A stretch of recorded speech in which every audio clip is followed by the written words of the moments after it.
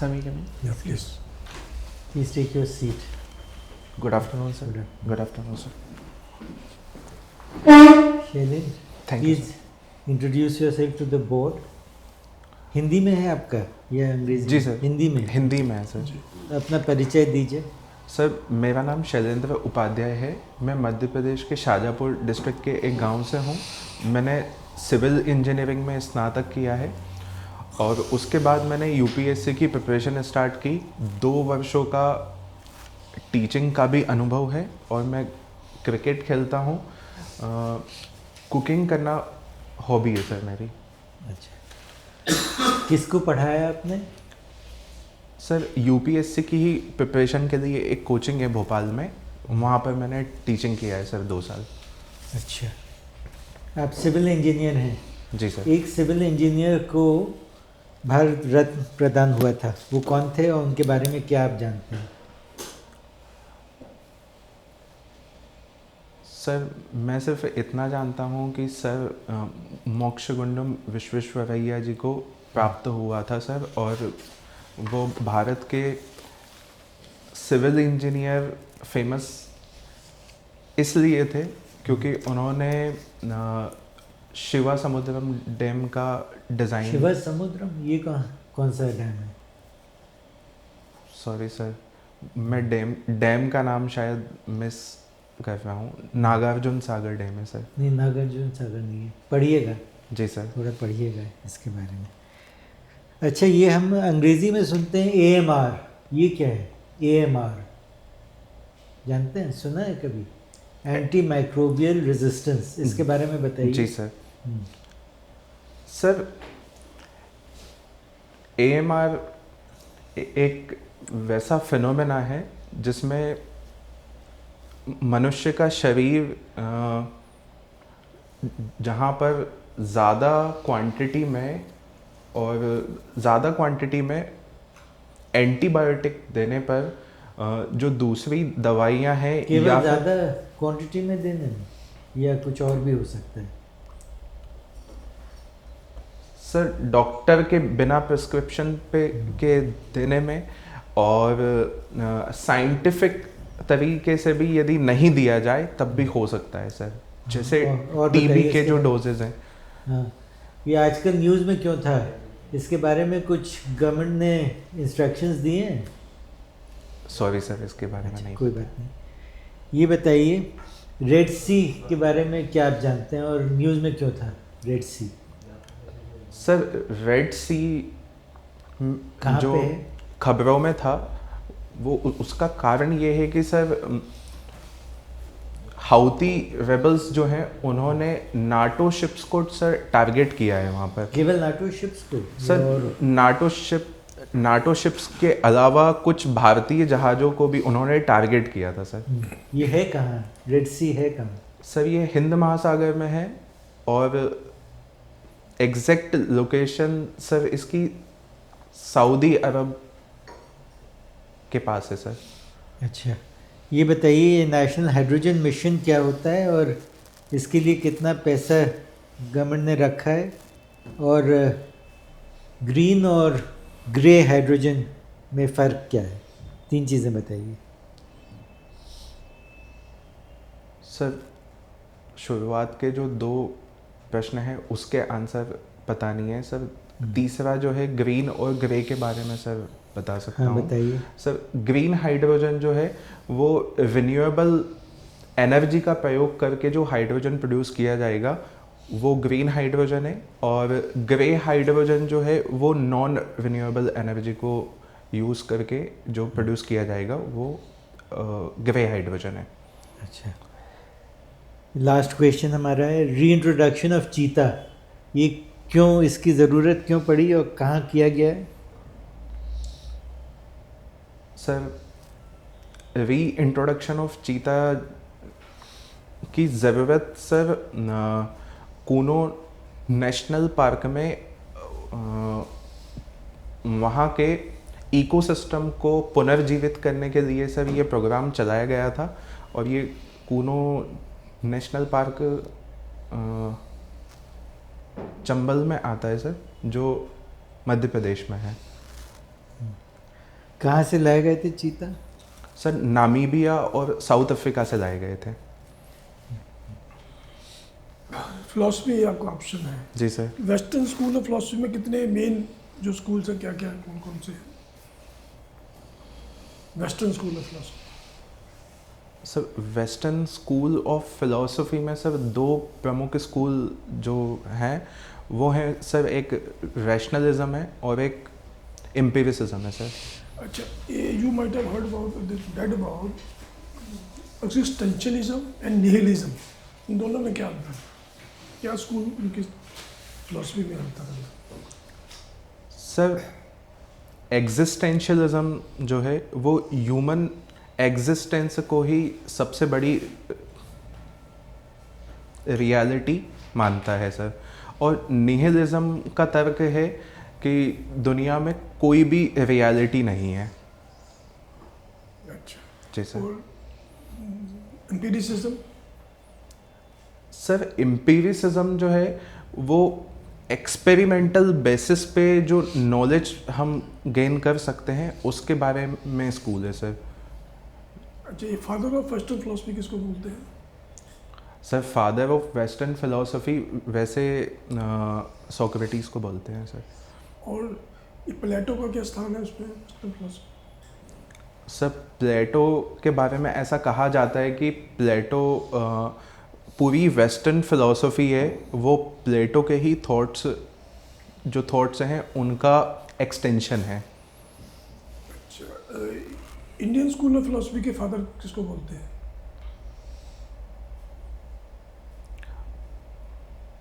Sir Indian school के जो father of philosophy हैं वो शंकराचार्य को कहा जाता है।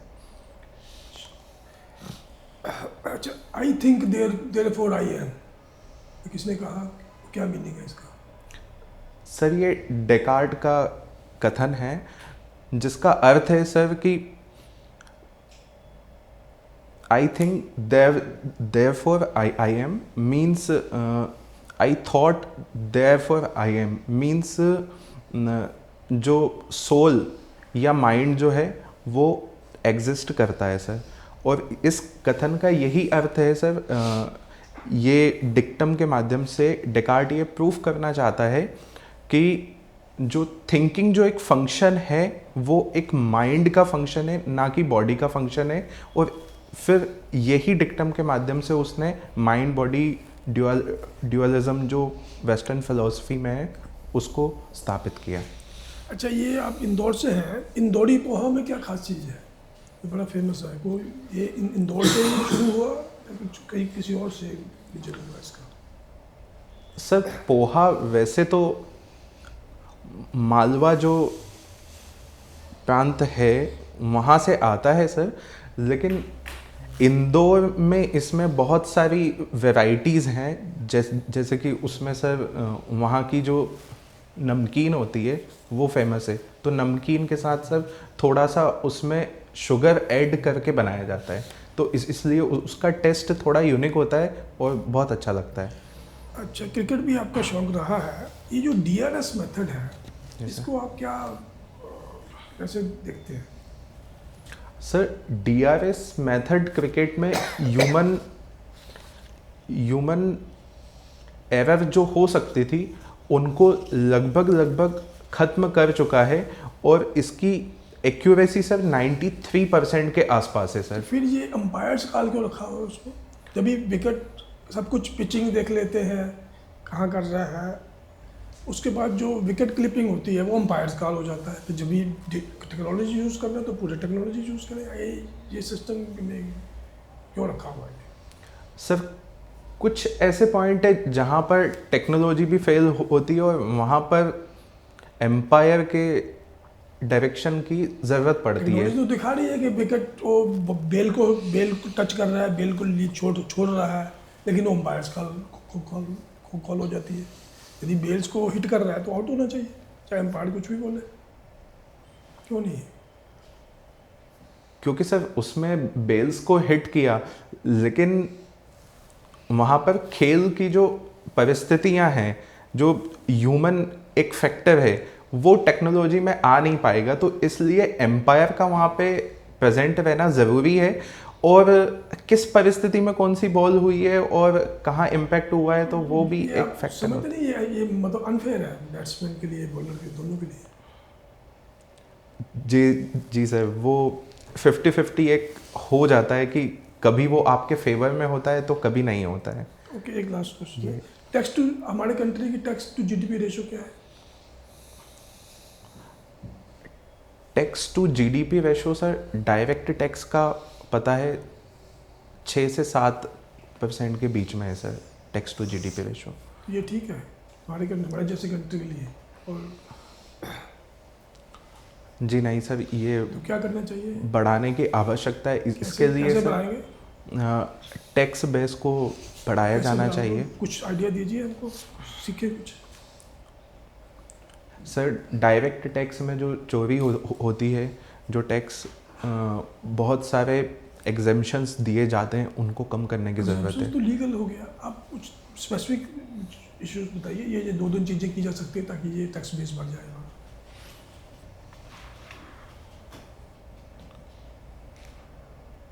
Sorry sir. Shailendra, yes sir.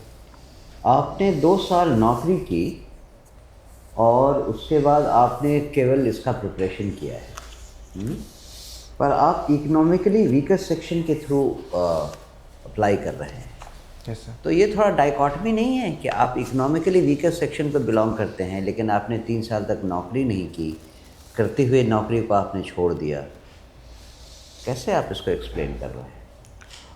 Sir ये इसका एक्सप्लेनेशन ये है कि सर मैंने फाइनेंशियली जो प्रॉब्लम थी उन्हीं के चलते जॉब किया था सर 2 साल। फिर मैंने 2 साल सर अपनी सेविंग्स करी और फिर से प्रिपरेशन स्टार्ट की। हालांकि वो 2 साल की जो सेविंग थी वो पर्याप्त नहीं थी कि मैं वापस से 3 साल पढ़ लूँ, तो मेरे कुछ दोस्तों ने सर सहायता करी फाइनेंशियली में। आप इंजीनियर हैं, डिफ्रेंसिएशन को अगर एक ले आदमी को बताना पड़े, कॉमन आदमी को बताना पड़े, तो कैसे समझाएंगे डिफ्रेंसिएशन को सर?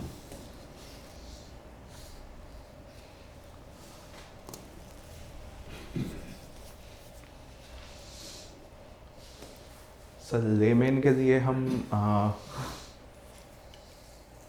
एक रस्सी ले करके उसको काट करके उसको बता सकते हैं सर। कैसे बताएंगे इसको? रस्सी से रस्सी दिया और फिर उसको हम काटते जाएंगे, विच इज डिफ्रेंसिएशन, पार्टीशन। तो मेरी समझ में नहीं आया, डिफ्रेंसिएशन क्या होता है?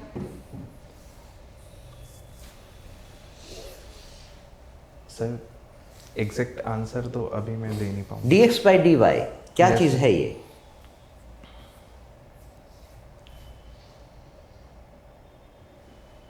रेट ऑफ चेंज है। रेट ऑफ चेंज है सर। तो ये बताने में क्या प्रॉब्लम थी? और डिफ्रेंसिएशन, नॉर्मल जो रेट बनाते हैं वो एवरेज वैल्यू होता है कि नहीं? Yes, sir. एक सी पीरियड में कितना चेंज आया उसका एवरेज निकाल लिया। So what is differentiation? Okay, आपने इंजीनियरिंग की है, बी टेक और बीई में 2 वर्ड यूज़ करते हैं, bachelor of technology, bachelor of engineering, अलग अलग डिग्री दी जाती है। IITs NITs वगैरह बीटेक देती हैं। ये क्यों दोनों अलग अलग डिग्री हैं? क्या फ़र्क पड़ता है टेक्नोलॉजी और साइंस, और सॉरी टेक्नोलॉजी एंड इंजीनियरिंग, इन दोनों में क्या फ़र्क है? कुछ कभी? सॉरी सर, इसके बारे में नहीं पता। नहीं पता? नहीं पता सर। ओके। आप लेक्चरर थे? जी sir. Lecturer, teacher, professor, mentor, क्या फ़र्क है? सर लेक्चरर में और मेंटर में फ़र्क पता है सर। लेक्चरर में हम क्लास में प्रेजेंट हो करके बच्चों को पढ़ाते हैं, और मेंटर में क्लास के बाहर बच्चे को क्या प्रॉब्लम है किस विषय में वो कमज़ोर है, तो उसमें उसको बाहर से सिर्फ गाइडेंस दी जाती है। And teacher and professor? Sir professor के लिए सर जितना पता है कि प्रोफेसरशिप के लिए एक व्यक्ति का पीएचडी होना ज़रूरी है, और प्रोफेसर वो व्यक्ति होता है जो सीनियर है और जो कॉलेजेस में पढ़ाते हैं सर। और टीचर? टीचर सर स्कूल तक। तो professor is not a teacher? Sir professor is the teacher, but senior most teacher को ही हम प्रोफेसर और लेक्चरर टीचर है या नहीं है?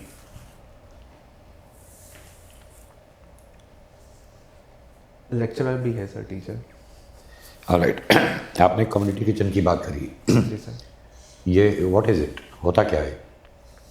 सर कम्युनिटी किचन एक ऐसी व्यवस्था है जहाँ बहुत सारे लोग आपस में एक दूसरे के सहयोग से भोजन बनाते हैं, और कम्युनिटी के लोगों के लिए वो फ्रीली या बहुत मिनिमम कॉस्ट पे अवेलेबल। अब जैसे आपने जहाँ भी कम्युनिटी किचन में पार्टिसिपेट किया है, जी सर। ऑन एन एवरेज कितने लोग खाते थे वो? सर जहाँ मैंने पार्टिसिपेट किया था वहाँ पे 100 से 150 लोग खाते थे सर। तो 100-150 लोगों का अगर रोज खिला रहे हैं आप, जी sir. How do you maintain the quality, hygiene and quality of the food? Sir hygiene और क्वालिटी मेंटेन रखने के लिए हमारा एक जो सबसे बड़ा प्रयास होता था वो भंडारण का होता था, कि जो भी फूड की जो बल्क में क्वांटिटी आई है तो उसका जो भंडारण है वो सही जगह पर हो, और वहाँ पे उसमें किसी भी प्रकार का कीट ना लगे। और दूसरा कुकिंग के टाइम पे सर, कि कुकिंग के टाइम पे उसको बहुत ज़्यादा केयरफुली पकाया जाए सर। लेट अस से हमारे प्रधानमंत्री एक दिन पहुंच गए आपके कम्युनिटी किचन में जी सर। खाना खाने, what extra thing will you take care of?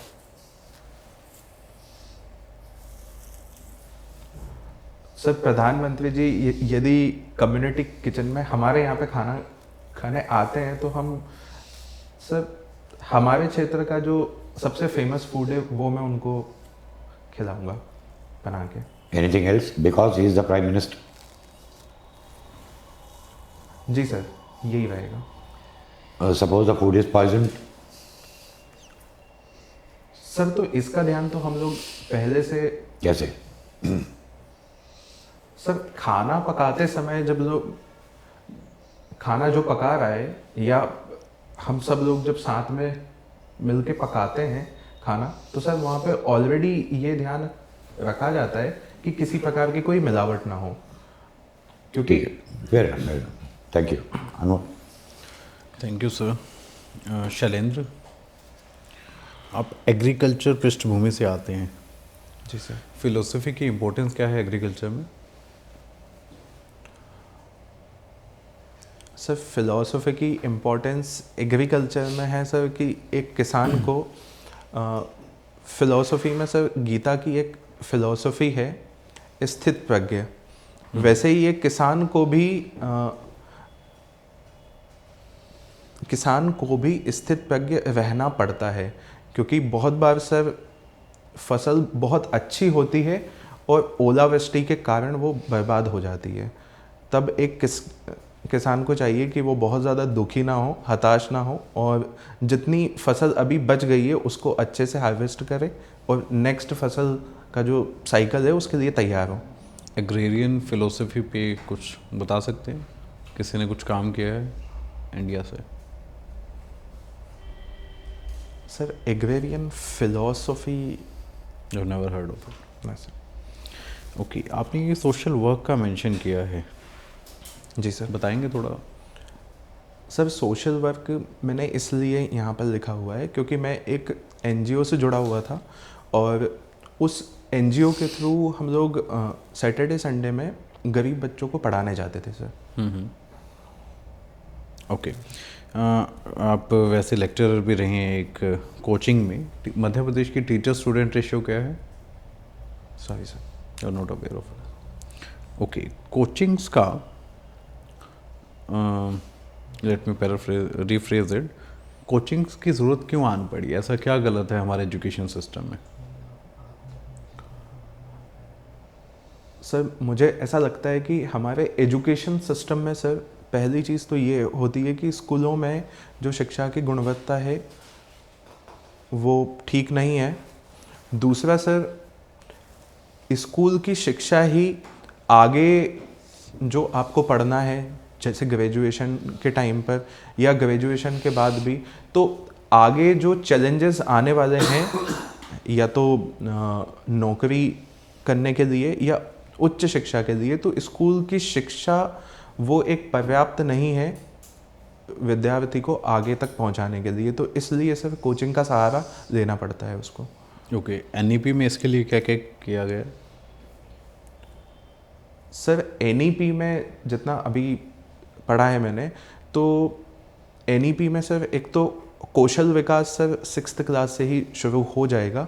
दूसरा सर कोडिंग और कंप्यूटर लिटरेसी की भी बात उसमें कही गई है, जिससे कि बच्चा 12th तक आते आते एक कंप्यूटर शिक्षा में भी पारंगत हो जाए ठीक से। आपका ऑप्शन फिलोसफी है। जी सर। ये आपको एडमिनिस्ट्रेशन में हेल्प करेगा किसी रूप से? जी सर। कैसे करेगा? कोई प्रैक्टिकल एग्जांपल बताइए। सर प्रैक्टिकल एग्जांपल फिर से मैं वही चीज़ जो है एक स्थित प्रज्ञ वाली जो बात है, जिसमें व्यक्ति बहुत ज़्यादा विचलित नहीं होता है, तो ये स्थित प्रज्ञ की जो फिलॉसफी है वो एडमिनिस्ट्रेशन में बहुत काम आती है सर। शैलेंद्र, फिलोसोफर बनने का क्राइटेरिया क्या है? Who can be a philosopher? Sir वैसे तो ऐसा कहा जाता है कि हर व्यक्ति जो सोचता है या अपनी बुद्धि का प्रयोग करता है वो एक फिलोसोफर है। लेकिन बहुत ज़्यादा डेप्थ में जाते हैं तब पता चलता है कि एक फिलोसोफर वो व्यक्ति है जो सत्य की खोज में अपना दिमाग लगाता है। सत्य की खोज में और कोई सत्य क्या है? सर सत्य वो किसी व्यवहारिक स्थिति को भी मान सकता है, या फिर एक जो सत्य जो धार्मिक ग्रंथों में जो कहा गया है वो सत्य हो सकता है। जो रिलीजियस प्रीचर्स होते हैं क्या वो फिलोसोफर्स होते हैं? सर सारे रिलीजियस प्रीचर्स फिलोसोफर नहीं होते हैं। वही मैं जानना चाह रहा हूँ, क्राइटेरिया क्या है? Okay sir. Sir philosophical studies या फिलोसोफर बनने की कुछ मेथड्स होती हैं। उसमें किसी भी बिंदु का या किसी पक्ष का तार्किक रूप से अध्ययन एक महत्वपूर्ण बात होती है, जो कि रिलीजियस प्रीचर्स में नहीं होती है। और फिलोसोफर जो होता है और जो रिलीजियस प्रीचर है, उसमें सबसे बड़ा फ़र्क ये है कि जैसे कोई एक धार्मिक किताब है, तो उस धार्मिक किताब का यदि एक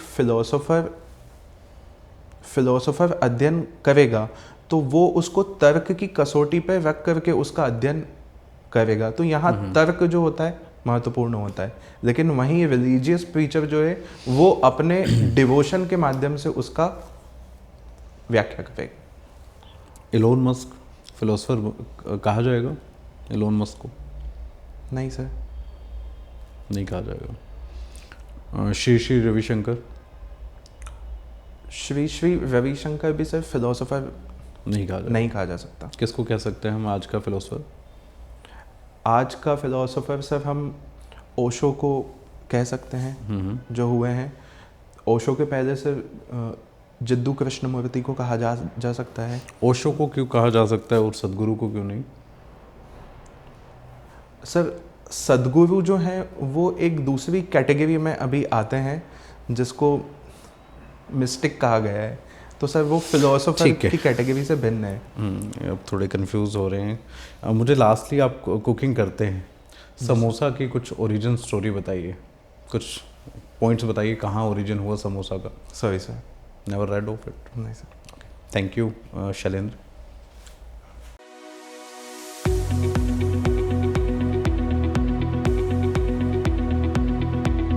overall I feel you are a good candidate, but थोड़ा सा एक तो आपके जवाबों में फ्लुएंसी आनी ज़्यादा ज़रूरी है। आप थोड़ा रुक रुक के बोल रहे हैं, वो प्रैक्टिस से आएगी।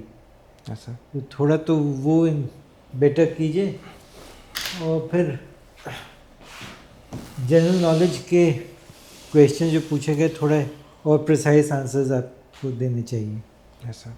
थोड़ा कब है आपका इंटरव्यू? सर 6 फरवरी को है। 6 फरवरी। तो थोड़ा सा एक वो बना लीजिए, एक रजिस्टर जिसमें आप मेन जो पूछा जा सकता है, एक्ट्स हैं, स्कीम्स हैं, और भी जो जनरल नॉलेज की बहुत सारी चीज़ें आती रहती हैं, जी सर।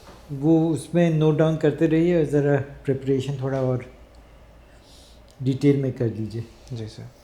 ओवरऑल तो ठीक है आपका, जो इन्होंने क्वेश्चन पूछे सर ने, application of philosophy in real life, तो उसके ऊपर थोड़ा सा आप कुछ रेडी करके रखिए, क्योंकि ये क्वेश्चन मतलब पूछा जा सकते हैं। जी सर।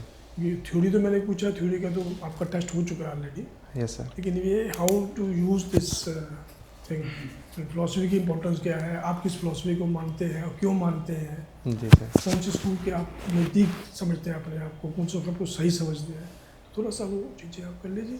बाकी करंट अफेयर्स तो आपको पूरा भी, आपको जितना भी है यूट्यूब वीडियोस कुछ है एनालिसिस, जी सर। जैसे शेखर गुप्ता का आता है एक वो, हम्म, एक बल्कि का Sharma print ji. The post, वो उनके पुराने वीडियोस काफ़ी हैं, तो जो रेलिवेंट लगे आपको उसके पॉइंट्स टेक अवेज नोट कर लीजिए बुलेट पॉइंट पे, रिवाइज करने के ओके सर। बाद what is behind the news, तो बेस न्यूज़ की बैकग्राउंड क्या है, तो आपको जरूर ठीक है सर। कितने मॉक्स आपने दिए हैं? सर मैंने अभी तक 4 मॉक दिए हैं। आई मस्ट से कि आपका ड्रेस सेंस अच्छा है, ये ड्रेस प्रॉपर है और ऐसा ही आप मेंटेन करके रखिए। स्मार्ट टर्न आउट होना चाहिए। सर बियर्ड ये ठीक है, fine, ठीक no है, problem. फाइन आप है। कंफर्टेबल हैं तो ठीक है। बट बाकी जो है उसको शेव होना चाहिए। बाकी सर शेव ये ठीक हाँ, है, कोई सर, प्रॉब्लम अगर नहीं है, इसको हटा इसमें कोई Your प्रॉब्लम नहीं choice, है। ना ना कोई ना, प्रॉब्लम नहीं। This is your choice. But बाकी चीज़ें अगर ऐसे रख रहे हैं तो बाकी चीज़ें क्लीन होनी चाहिए, वहाँ पे स्टबल नहीं होना चाहिए। Okay. Otherwise dress is fine. और बाकी तो सब लोगों ने कह ही दिया है, मुझे और कुछ नहीं कहना। उसमें कॉन्फिडेंस लेवल थोड़ा थोड़ा आ रहा है। 4 मॉक्स आपने दिए हैं और जो आपकी स्टटिंग का प्रॉब्लम है वो मुझे समझ में आ रहा था। जी सर। उसका एक ही सोल्यूशन है कि जितना आप प्रैक्टिस करेंगे अपने सब्जेक्ट मैटर पे, जितना आप कॉन्फिडेंट रहेंगे वो उतना लेवल कम हो जाएगा, उसी का ध्यान देना है। और तो बाकी तो आप कुछ कर नहीं सकते हैं। ठीक है, all the best. Okay sir. Thank you. आपके All पास the कुछ best. सवाल हैं, क्वेश्चंस? हाँ, if you have any questions. Sir question तो वैसे कुछ भी नहीं है सर, यही थोड़ा सा जो इशू है स्टैमरिंग वाला, तो इसके लिए मैं क्या कर सकता हूँ और ज़्यादा, मतलब सर स्टैमरिंग नेचुरल है आपकी या अभी हो रही है? नेचुरल है सर ये थोड़ा नेचुरल सा। ठीक है, फिर नॉट अ ready प्रॉब्लम, कीजिए, कोई प्रॉब्लम नॉट अ नहीं। प्रॉब्लम, बस इसको don't be conscious of it. हाँ हाँ, फिर कुछ मत कीजिए। Not an issue.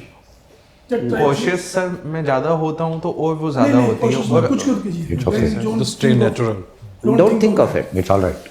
आप सोचिए मत, वो आपको प्रॉब्लम करेगा सोचेंगे तो। सोचने में आप प्रॉब्लम नॉर्मल नहीं है आपका, वही स्टाइल है आपका, वही नॉर्मल है आपका, तो फिर चेंज मत कीजिए। Take it as a normal conversation. जो थोड़ा बहुत होता है होने दीजिए, कोई प्रॉब्लम नहीं पूरा है। फ्लो आप जितना अच्छा कर सकते हैं करिए बस, और ज़्यादा चेंज मत कीजिए। जी sir. Okay sir. Thank you. Thank you sir. All the best. All the best. Thank you sir.